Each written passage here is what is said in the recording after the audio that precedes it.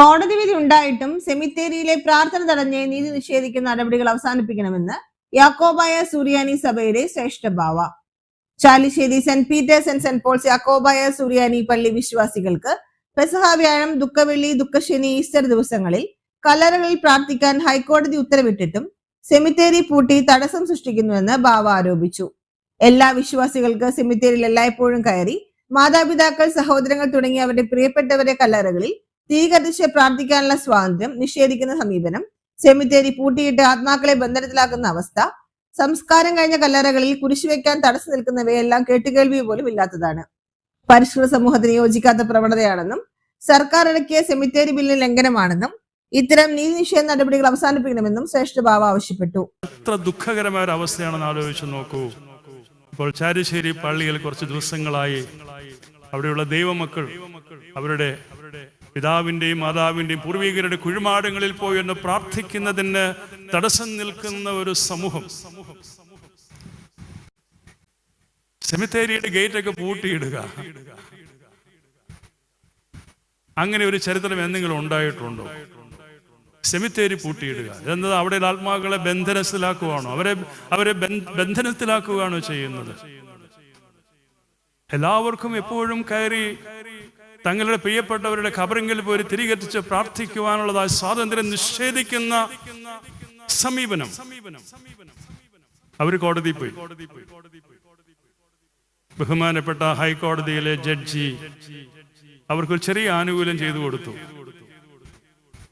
ഈ വരുന്ന ആഴ്ചയിലെ 3-4 ദിവസം ഈസ്റ്റർ അടക്കം അവർക്ക് അവിടെ പോയി പ്രാർത്ഥിച്ച് തിരികെത്തിക്കാനുള്ള ഒരു അവസരം കൊടുക്കണമെന്ന് പറഞ്ഞൊരു വിധിയുണ്ടായി.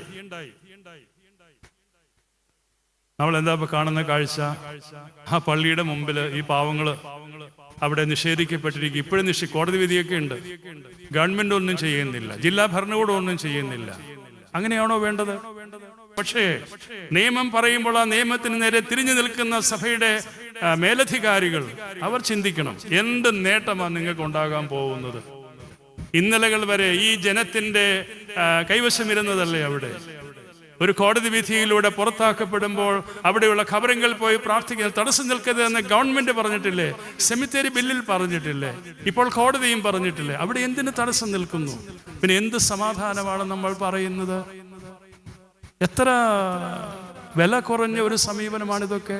ഇതൊക്കെ കേരള സമൂഹത്തോട് അവരും കൂടെ എന്താണ് ഈ സമൂഹത്തോട് പറയാനുള്ളത്? വാസ്തവത്തിൽ എറണാകുളം നെല്ലിമോളം സെന്റ് മേരി സെഹിയോൻ യാക്കോബായ സുറിയാനി പള്ളിയിൽ ഉയർപ്പ് പെരുന്നാൾ സന്ദേശം നൽകുകയായിരുന്നു ശ്രേഷ്ഠ ബസേലിയോസ് ജോസഫ് കാതോലിക്ക ബാവ.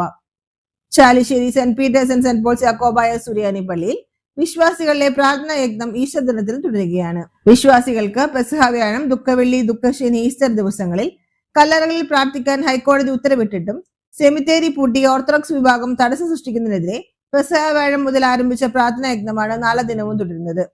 ശനിയാഴ്ച രാത്രി ഈസ്റ്റർ ശുശ്രൂഷകൾക്ക് ശേഷം നൂറുകണക്കിന് വിശ്വാസികൾ മാതൃദേവാലയത്തിന് മുന്നിലെത്തി.